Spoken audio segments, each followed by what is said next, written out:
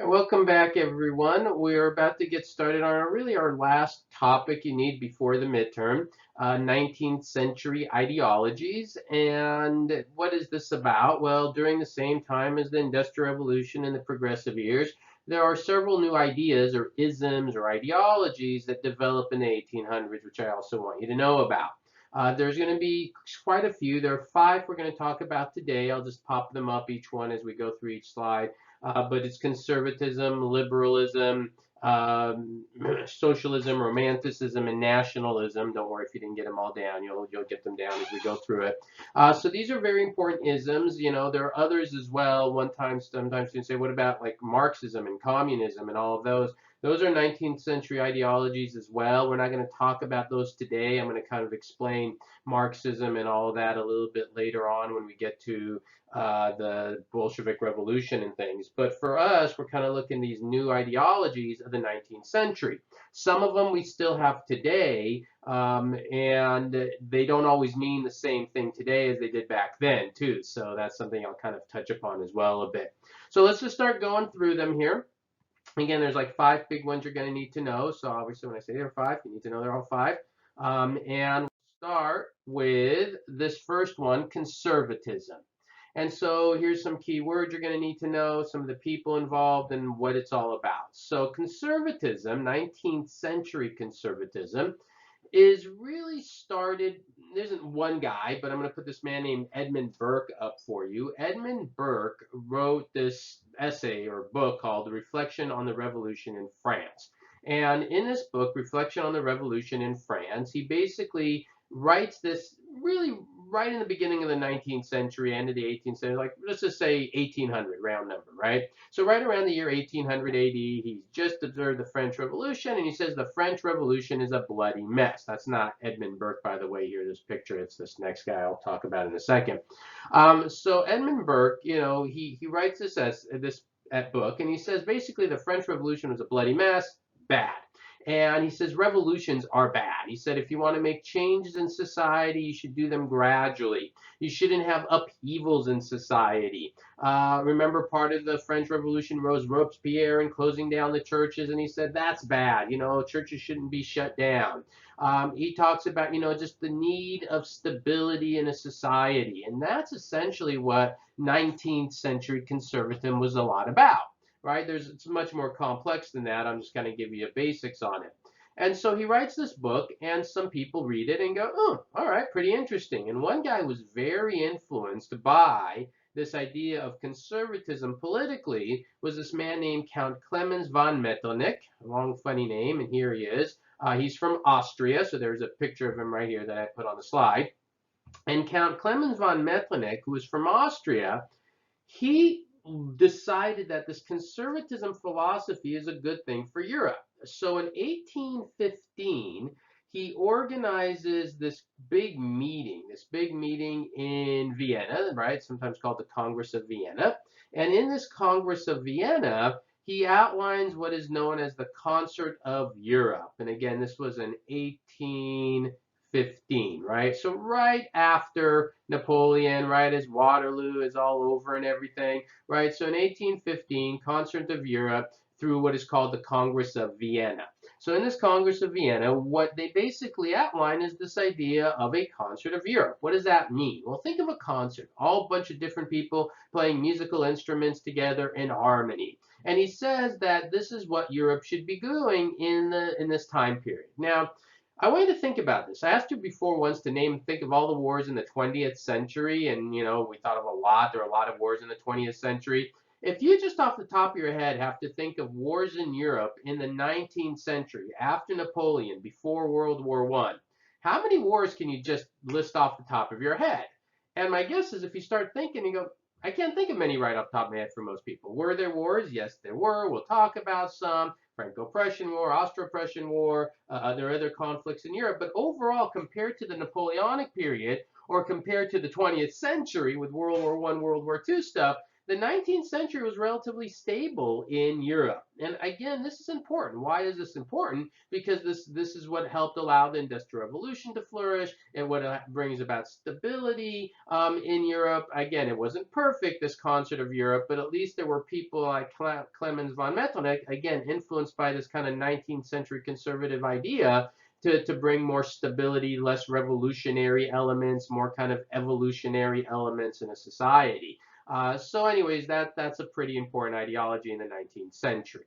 Okay, next one is 19th century liberalism. And the key person here is a man named John Stuart Mill, who writes a book called On Liberty. And I'm going to just read to you one sentence from his work, because I think this one sentence really captures what his book is all about. And he writes this in 1859, right? So On Liberty, John Stuart Mill, 1859 is when it was written. And so let me just kind of read this to you. He says the following: the only purpose for which power can be rightfully exercised over any member of a civilized community against his will is to prevent harm to others. I'll say it again. The only purpose for which power can be rightfully exercised over any member of a civilized community against his will is to prevent harm to others. So that's 19th century liberalism, which essentially sounds a lot like laissez-faire. This is one of the things that these terms don't mean the same. If you think of somebody who is of the left, what we'd call a more liberal left today, they believe more in big government, more controlling government, right? That's what liberal left means today. Conservatives usually want smaller government. 19th century liberalism is a lot closer. I don't know if you've ever heard of this political party, but I just had the Libertarian Party, right? So that Libertarian Party, if you've heard of them before, they kind of capture 19th century liberalism the best, which is very limited government, right? That there should be no censorship at all, that everyone should have a right to vote. That was part of 19th century liberalism. But more importantly, that kind of the needs of the individual are more important than the needs of the state. And that the only time the state even passes a law is if person A is going to hurt person B, the state says, don't do that. Otherwise, stay out of people's affairs. So that's 19th century liberalism in a nutshell, right? So John Stuart Mill, know his name, know the book. Again, 1859 is when he wrote it. And so that's the story of John Stuart Mill, okay? Next one is socialism, and we'll spend a little time on this. I used to not spend a lot of time on this, but obviously, as the years have gone by, this is an idea that people have heard of a lot more, and I think it's important people understand the elements of socialism. A lot of individuals involved with it. I put one name, a man named Henri de Saint-Simon from France. Nothing specific he wrote, but I do want you to understand what is socialism. So let me kind of, this is always a good class discussion, but I could still kind of lay it out for you guys, a few key elements of it. So one of the things about socialism, economically, there's this idea that you redistribute wealth, that if you have really, really, really wealthy people up here and really poor people down here, you take the wealth from the rich people and you give it to the poor people, and then they move up, they move down, and everyone's in the middle, right? That's the theory of socialism. And, therefore, in the socialistic system, sometimes you use what is called a graduated income tax. I'm not sure if you understand what that means. But let's say you have 100 people in a society, and person 100 makes $100 a year, and person 1 makes $1 a year. If everyone pays 10%, right, this person pays $10, and this person pays 1 cent, right? That's if everyone pays 10%. That's a flat tax. And a graduated system that you see under socialism is that this person would pay 90% of their taxes, and this person pays 0% of what they come in. So they pay $90, this person pays 0. Then what happens? Then all that money goes to the government, and then the government redistributes it, and everybody is taken care of. Everybody has a roof, everybody has food, everybody has everything they need. Well, it's one of these ideas that sometimes sounds good in theory. It's like, great, sounds great. But there's, of course, some human nature problems with socialism, which is, some people are more ambitious. Some don't work as hard. Some, don't, that's one of the key things. There's a great kind of a fable of a professor. And this professor, it's kind of a story that circulated quite often. I'm not sure if it actually even happened. It might be more of an urban legend, but the story is still makes sense. That the professor goes to his students and say, "We're going to have a socialist classroom, and I'm going to have all the students take their exams, and then I'm going to average out each test, and that's the grade everybody gets." So the first test, the students take the test. Some make A, some make B, some make C, some make D, some make fails. So the average grade was like a B, right? Whatever, a C. So everybody gets a C, right? And the F student's like, great. And the A student's like, what the hell just happened? I worked really hard and all I got was a C. As the semester goes on, what happens is those A students stop working so hard and the average eventually goes down to a D. So that's part of the issues of socialism, right? It kind of oftentimes saps the desire to kind of move up. Now, are there degrees of socialism? And the answer to that is yes, right? You know, you could have some level of socialism in a society, but the question is how much can you have before you have, I heard this expression, too many people in the cart and not enough people pulling the cart. And once you get to the point where there are too many people sitting in the cart and not enough people pulling the cart, then you got a problem. So this is where you have this kind of socialism ideology that you know is growing, but I think at the end of the day, I think most people still kind of realize there's some inherent problems with a system like that. Some people say another part of socialism is who owns the means of production. In a free market system, it's the individuals. In a socialist system, it's the government. So you give the government owns the means of production. They own the factories. They own, the farms. They own all of that, and the individuals just kind of basically work at the end for the government. It really makes you very reliant on government as well, very dependent on government as well. One of the worst things anybody could be in life is dependent on somebody else, right? The moment you become that, you've got a problem, right? Because then what happens? There's an old saying: any government big enough to give you everything is big enough to take it away. And then what happens if the government takes it away and you rely on it? Then you've got a problem. And so these are things that you have to think about as people talk about socialism. Some people say, well, doesn't this sound like communism? Well, economically, the two are basically the same.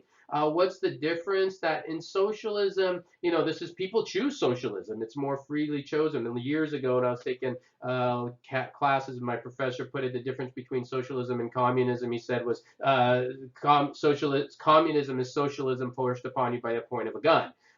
In other words, communism is often associated with some sort of dictatorial ruler like a Stalin, like a Castro, right?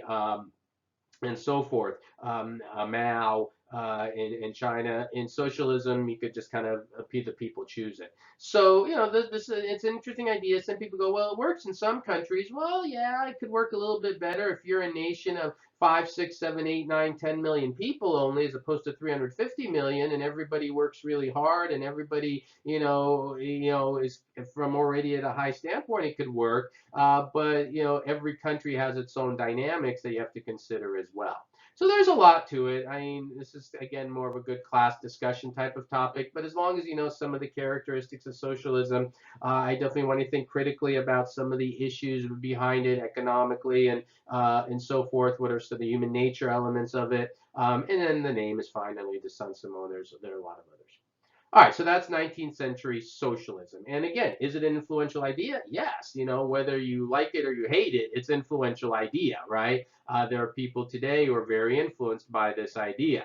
And by the way, there's also two kinds of people who like who push the socialism ideology. I often say there are the true believers, people who really believe socialism is good, that they think, this is going to help everybody. And then there are people who go, well, maybe I don't really believe it, but I can get a lot of people to vote for me if I promise them stuff. And that's part of socialism as well. The government's going to provide for you. And they know there is a problem with it, but still people go along with it. Again, are there elements of socialism? Yes, public education and, things, government building infrastructure and things like that. That is a bit of socialism, right? So I don't think you want to completely dismiss every single bit of it, but it is something that you have to worry about some of the key characteristics of it. Okay? All right, so let's move on to Romanticism. So this one's a lot of fun. Romanticism is a movement we mentioned last time. I'm going to give you more details here. We're going to have a couple slides on this. So Romanticism is about marrying who you want to marry, but Romanticism is also an artistic movement, a musical movement, and a literature movement. So you want to know all three. So let's start with the art. For the art, Romanticism, what are some characteristics? And then I'll show you a couple images. In Romanticism art, you see a lot of things of nature. You see a lot of movement in the art, a lot of emotion in the art, a lot of conflict, kind of the individual against a big, powerful force. You see that in the art. You also see kind of less famous people, right? In Romanticism art, it might just be average Joe. Like there's one here called Two Men Looking at the Moon. Another one's called Raft of Medusa, and I'll show you these images in a second. But that's kind of some of the characteristics. So nature, individuals, movement, emotion, feelings, those are all characteristics you would want to know about Romanticism art. And these are two good examples you could jot down, and I'll show you the pictures in a second. Music, this is a really good example. I don't know, if you have a few minutes, go just Google Beethoven and Mozart and listen to the difference. Mozart was earlier, right? Mozart is in the 1700s, and Mozart's music, if you listen to it, is calming, it's smooth, it's quiet, and Beethoven is boom, boom, boom, boom, right? It's really in your face, it's loud. If you remember that Napoleon video that I asked you guys to watch, that documentary, in that beginning part of it, that's all Beethoven. If you want to listen to it again, it's big, it's strong, it's powerful. And that's the difference. It's much more energetic. So the art is different and the music is different. That's Romanticism. So I want you to know these things. If you just say Romanticism had new art and new music, that's not enough. You want to explain how the art and the music and the literature are different. I'll get to the literature in a second. Let me just show you a couple images. So this is Romanticism art. Just two men contemplating the moon, right? That's all it is. Just, again, not much symmetry in the art either. That's another characteristic. You see they're outdoor in nature in this image, and it's just two average men contemplating the moon.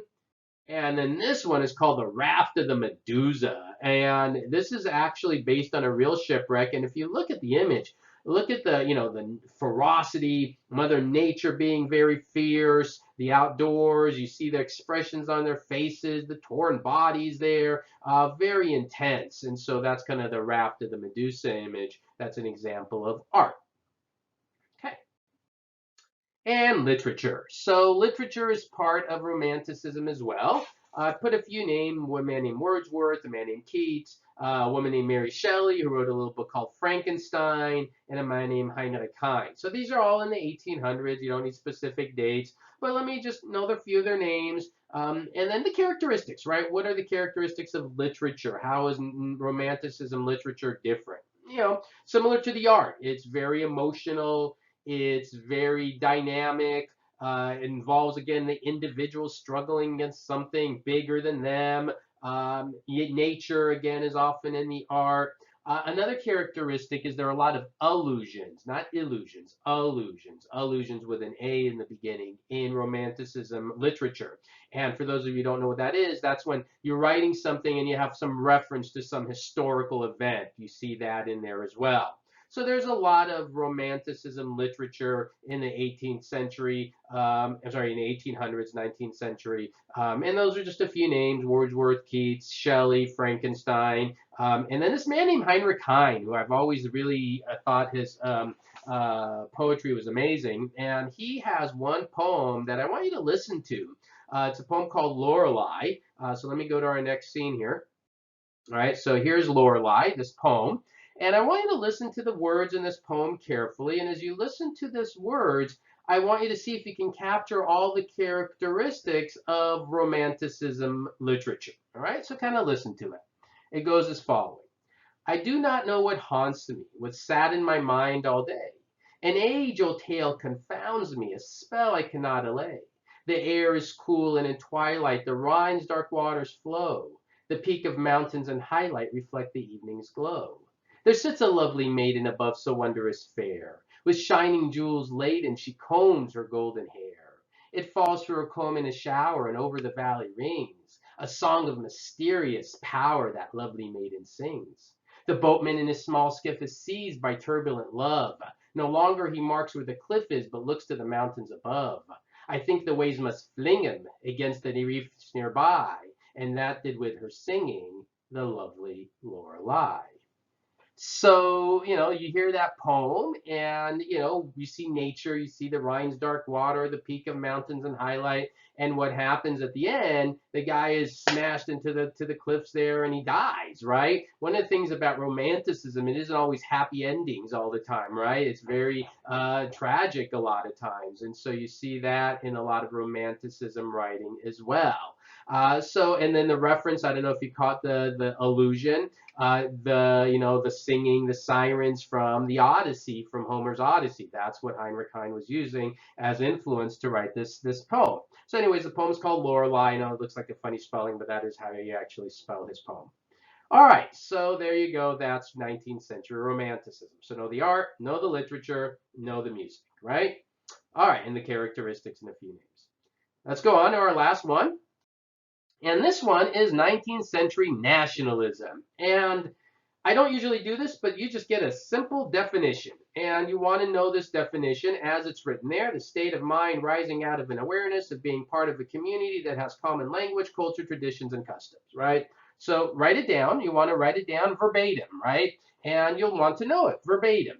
And in this point, it's not too important right now. This is going to be one of those very important ideas that comes back after the midterm. The material that you get after the midterm is, your next quiz and your finals and all that. It only covers parts from the second half of the semester. It's not going to cover everything from the entire semester. But there are a couple of ideas that are before the midterm that you will need to know, and this is one of them. Why is nationalism so important? Well, look at this definition of it, right? And if you know what's going on in Europe in the 19th century, nationalism is important because of what it's going to help bring about. There is no Germany in the 19th century. There's no Italy in the 19th century. What nationalism says is all these independent German people should become Germany. All these independent Italian people should become Italian.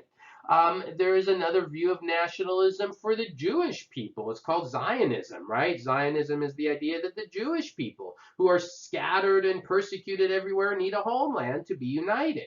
So a lot of people kind of today have this disparaging view of the word nationalism, but there's nothing really negative about this definition of nationalism. There's other definitions as well, but nationalism is just the idea of being, part of a community that has common language, culture, traditions, and customs. What's wrong with that? If you don't have nationalism within a nation, you got a problem. You're going to have conflict. You're going to have civil war. So there's nothing wrong per se with this definition of nationalism, and there's nothing wrong with people wanting to be bonded together in a united civilization that shares these things. Where it does become a problem, because I always like to give, again, different perspectives, is what happens if you want to create a Germany and there are people who say we want to be part of this Germany and we don't. Then there could be a potential war. What happens if you say, well, we're not satisfied with just Germany, we want our nationalism to dominate everybody and you must be like us? Well, that's a problem, right? And that's going to get us into things like World War I and World War II. So nationalism, like many other things, it's not necessarily good or bad, it's how it's used, right? It's the whole thing with a lot of these ideas. It's sort of like religion, not good or bad, it's how it's used, right? There's a lot of good things, bad things, how it's interpreted. And I think it's true with nationalism as well. It's how one chooses to interpret it that gives it its positive or its negative possibilities. But this definition is what I want you to know, because this is kind of the dictionary definition of nationalism that will have great implications after the midterm. So we'll come back to it. All right, so that gives you a few of those isms. I hope they're all clear. And other than that, I think that covers everything you need before the midterm. And then after the midterm, we'll continue on with some other key events in the 19th century and eventually get into the 20th century. We'll get into World War I, World War II, a lot of big stuff still to cover. All right, thank you.